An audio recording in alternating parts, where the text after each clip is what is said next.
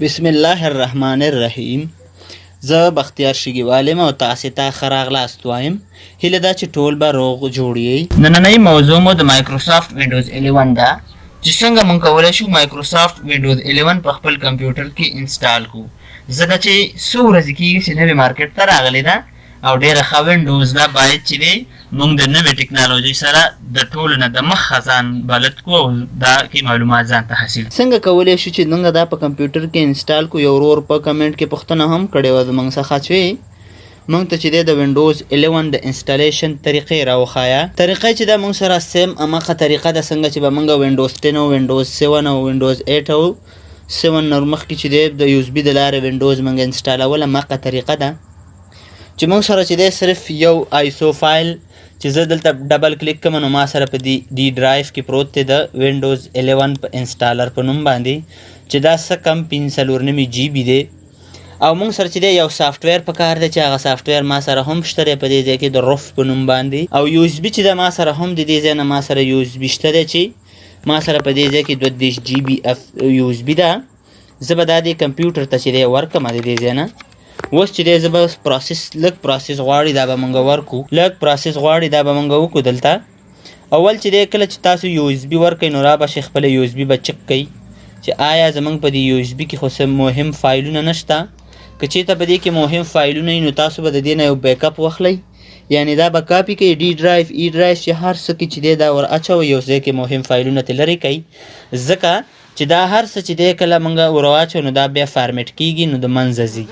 نو مخکې ښه خبره ده چې تاسو نه یو ځای کې چې دی کاپي واخلئ. دا دوه شرطونه چې دی زموږ پوره شول چې یو زموږ سره یو سافټویر و هغه هم پوره شو، ورپسې چې دی ما سره یو اس بي هم شته دی، او بله خبره چې دی موږ سره د دې ځای نه دا سیټ اپ چې دی دا سافټویر هم شته دی. زه به په دې سافټویر باندې چې دی ډبل کلیک یا به رایټ کلیک کوم او رن ایز ایډمنسټریټر به کوم، دا به د دې ځای نه یس کوم. اوس چې دی 32 جی بي حافظه چې دلته موږ سره 32 جی بي راخستې، تاسو به دلته کلیک وکړئ چې خامخا موږ سره 2 یو اس بیانې که په یو وخت کې کنیکټ دي، داسې نه چې تاسو په غلطۍ کې چې دی بله یو اس بي چې دی ځان سره فارمیټ کوئ. د دې ځای نه چې دی تاسو به دلته ډیسک آر آیسو ایمیج سلیکټ باندې به تاسې کلیک کوئ او هغه ډرایو ته به لاړ شئ چې کوم یو کې ستاسې ډیټا وه، کوم یو کې زموږ د آیسو فایل پروت دی. دا د آیسو فایل چې دی دا به زه کلیک کوم د دې ځای نه. چې کله موږ د آیسو فایل کلیک کړه زه به دا اوپن کوم. د اوپن نه وروسته چې دی تاسو به دلته وګورئ د دې ځای نه د پارټیشن سکیما کې لیکلي دي په دې ځای کې، تاسو به دا ام بي آر به د دې ځای نه انتخاب کوئ او دا چې دی دا موږ سره په خپله انتخاب دی. او دا لیبل د دا اپشن دی ستاسو په خپل لاس کې دی. دې ته چې هر نوم تاسو ورکوئ نو دا به بیا موږ ته هلته وخت د انسټالیشن کې شو کېږي. د دې ځای نه چې دی زه به دا فایل چې دی د دې ځای نه انټرفیس به انتخاب کوم او د دې ځای نه چې دی موږ چې دی دا سیز هم ډیفالټ سیز چې دی دا 4 جی بي چې دی مثلا موږ سره دا صحیح دی. نو دې ریډي ته به تاسو وګورئ دې ځای کې موږ سره لاس نشته دی، خو تاسو به په دې سټارټ باندې چې دی کلیک به کوئ. زه به راشم دلته به مې یو ځلې کلیک کوم، ګورم دا به چې دی تاسو په خپله هغه خپل حالت باندې پرېږدئ.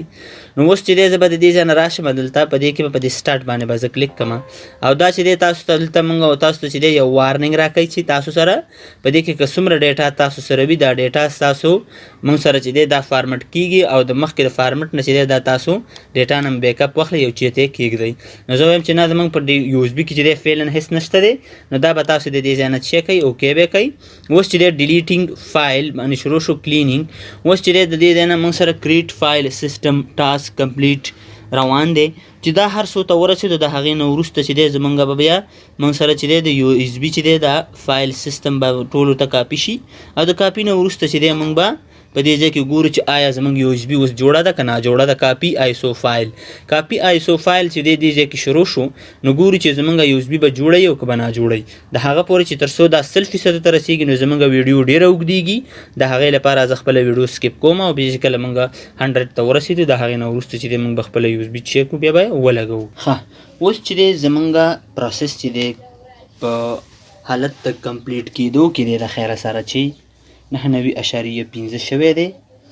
نو ګورو چې د دې وخت کې بعضې ځینې یو اس بیانې چې دی ان دغه وخت کې مشکل جوړی.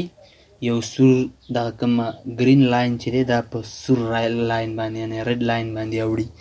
نو اوس ګورو ورته چې په دې ځای کې زموږ کار کمپلیټ کېږي او که نه ودرېږي.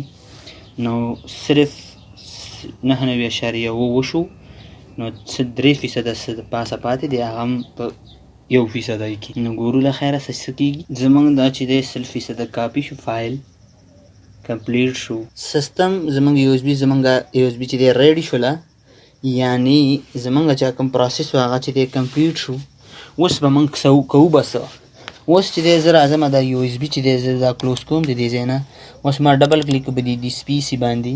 اوس زما USB چې دی زه دا یو ځل چې دی بهر کوم د دې کمپیوټر څخه. اوس چې دی د دې ځای نه ګوره دا آیکن زموږ چې دی په دې ځای کې دی کې اوس USB زموږ بوټ شوه. اوس به څه کوو، کمپیوټر ته به چې دی موږ USB ور واچوو. کمپیوټر چې دی دلته به موږ چې هره وینډوز وي رایټ به کلیک کوو، را به شو دا به ریسټارټ کوو.